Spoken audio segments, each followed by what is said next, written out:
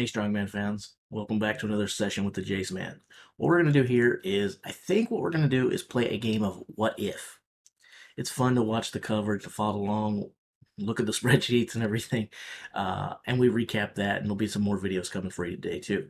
However, I like to play the What If game. We did it last year, we're going to do it again this year.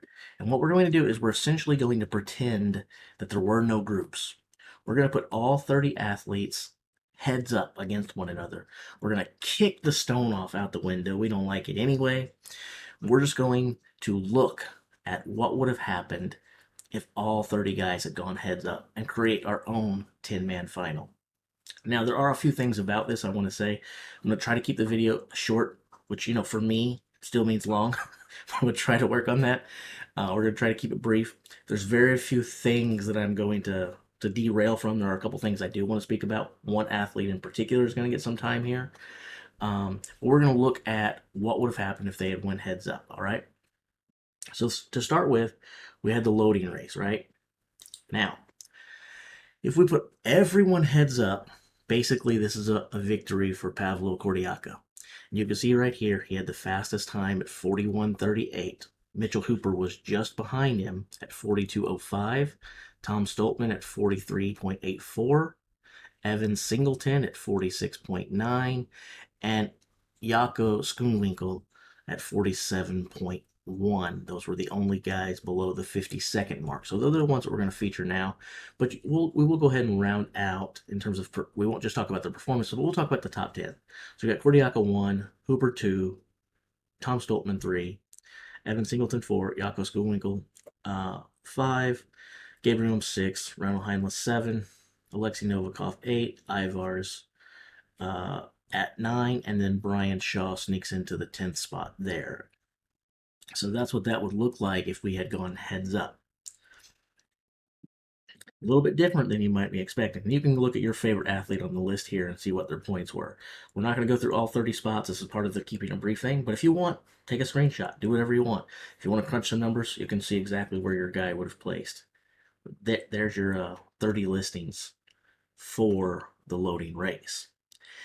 Now, the deadlift machine, before we talk about this, all of these, this is a great example for me, a great time for me to talk about how we're speculating here. Yes, we're ranking them all, but the truth of the matter is none of these probably would have fared exactly this way, because you have to assume that some athletes might have put the gas pedal down a little harder than they would have based on who they were competing against in their group, which we're knocking out, or maybe they took the foot off the gas because they didn't really have to do that much. They already had the points sewed up, or there was no one really pushing them in their group.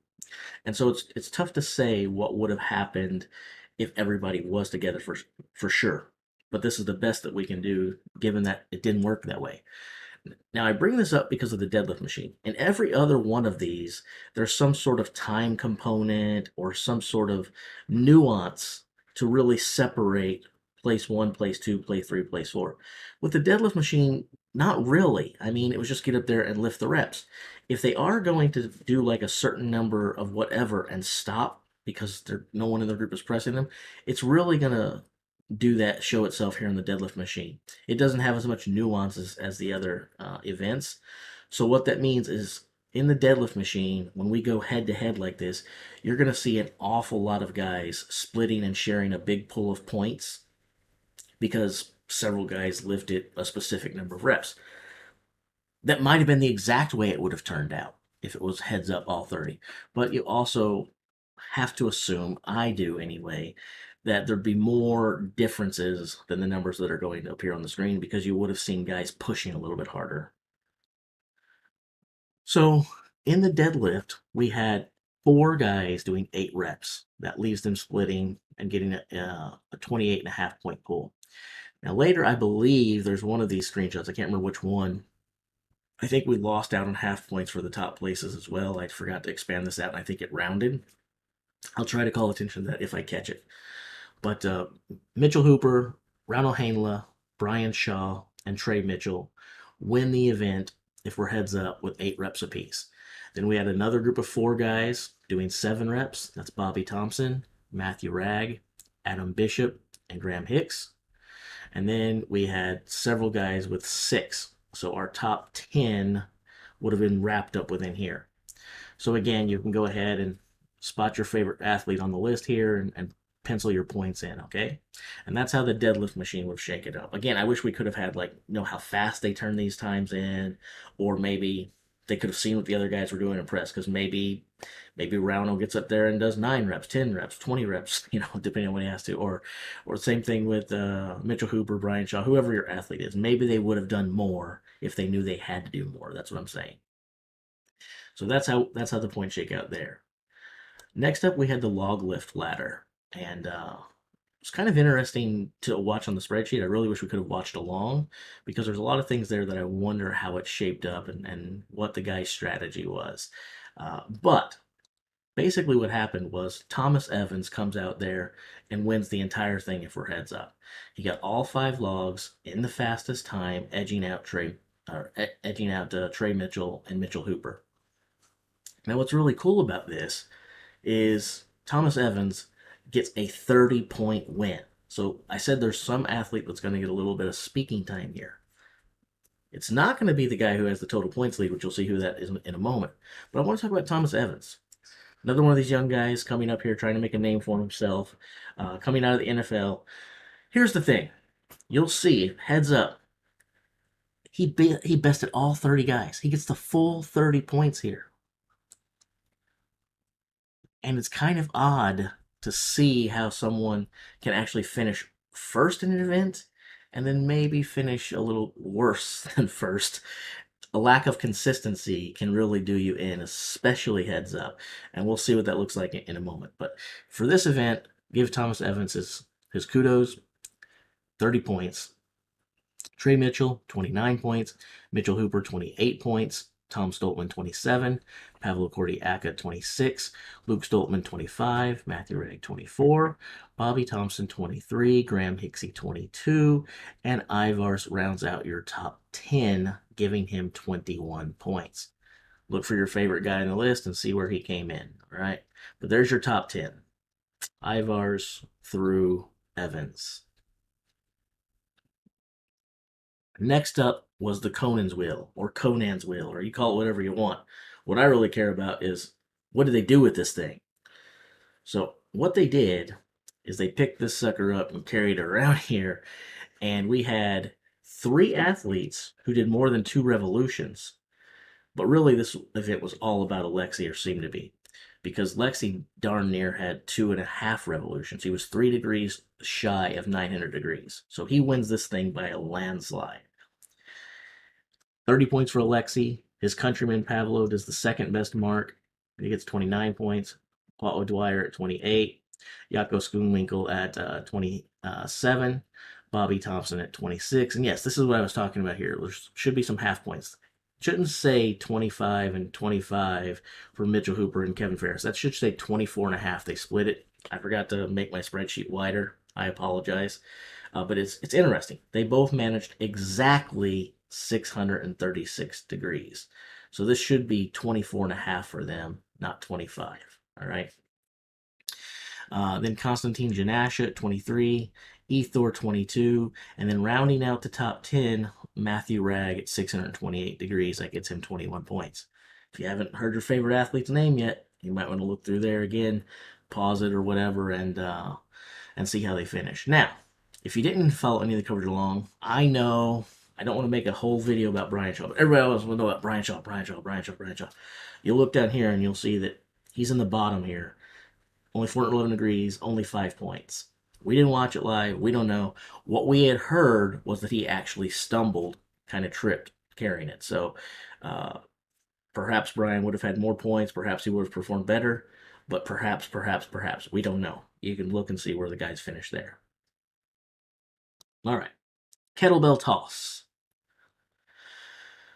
Mateusz, okay. What's interesting about this is, if you didn't follow along and you don't know the results and you haven't seen one of the other qualifier videos yet, I got more content coming today. Mateusz had a very bad qualifier.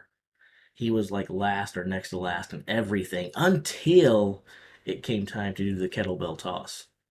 He didn't. I applaud him, because he didn't just phone it home or say, "Hey, I'm not gonna play and take my ball and go home." He went out there and gave it his best, and he wound up getting the best of everyone. If it's heads up, Mateusz gets 30 points here, followed by Trey Mitchell, and they kind of blew everyone away. There's only three guys that managed all 7 bells. Mateusz, Mitchell, Brian Shaw. Took Brian Shaw 2 attempts. Um, but as you can see, Mateusz and Trey, they blew this out of the water. Barely over 30 seconds apiece. So they got them all over and they did it quick. And what was really cool to watch it live was that Trey was in group 5. And so going into this, he was a half a point behind Evan Singleton. He decided he was going to go out there. He gets to go right before Evan. He wanted to put up a number that really made Evan Singleton either work. He said, hey, if you want to win the group, prove it.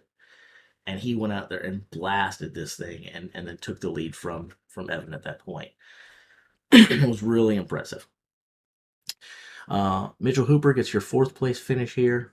Pavlo Kordiaka gets your 5th place finish. Gav Bilton gets your 6th place finish. Konstantin Janash at 7th. Matthew Ragg at 8th. And let's give credit to Matthew Ragg. You'll keep hearing this name a lot in the top 10 because he was a very, very consistent man both days of competition. Tom Stoltman 9, and then Ivars again rounds out your top 10. If you didn't hear your guy's name, same advice as before. Find their name on the list and look for them. It's a good time for a screenshot if you'd like. That's what the kettlebell toss looked like. Oh.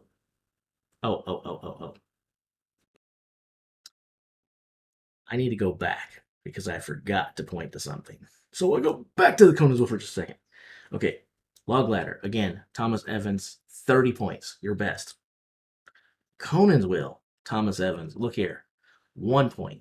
So he went from defeating everybody heads up to finishing dead last heads up in the Conansville. And that's what I'm talking about, where you have to be consistent.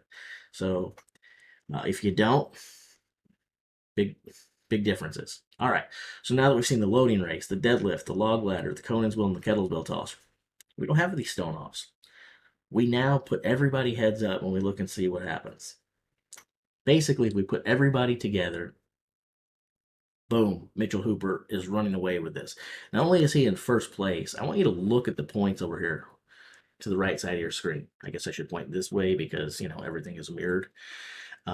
Just look at that number, 137. He's got a 16-point lead, basically, over the next closest guy, Pavlo Kordiaka. That is crazy. The performance that Mitchell Hooper turned in the first 2 days of competition just blows your mind. But if we threw the groups out the window, the finalists, would they be the same finalist? Would we have the same 10-man final? Well, here's what would happen. You'd have Hooper going in. You'd have Kordiaka going in. You'd have Tom Stoltman going in. You'd have Matthew Ragg going in. You'd have Trey Mitchell going in. You'd have Bobby Thompson going in. You'd have Jaco Schoonwinkel going in. You'd have Brian Shaw going in. You'd have Evan Singleton going in.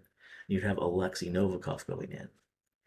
Now, if you look at this, you might see a name or two who is going to the finals, if they were heads up, who's left out because of the groups. Now, we're going to point to one name specifically here. We're going to look at Bobby Thompson. Not because I'm this big Bobby fan, although I like Bobby a lot, but because he placed so high here. First, second, third, fourth, and then there's a tie for 5th place here. Bobby Thompson was in the top 5 overall if they went head-to-head. But in groups, he'll be watching from the sidelines. Due to stone offs, due to the fact that he's not the greatest stone lifter, and just due to the fact that the makeup of groups.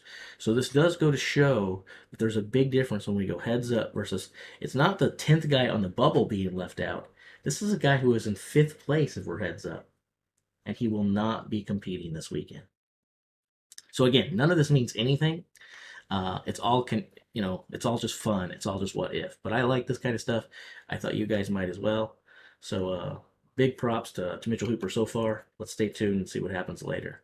Check out my other videos. See ya.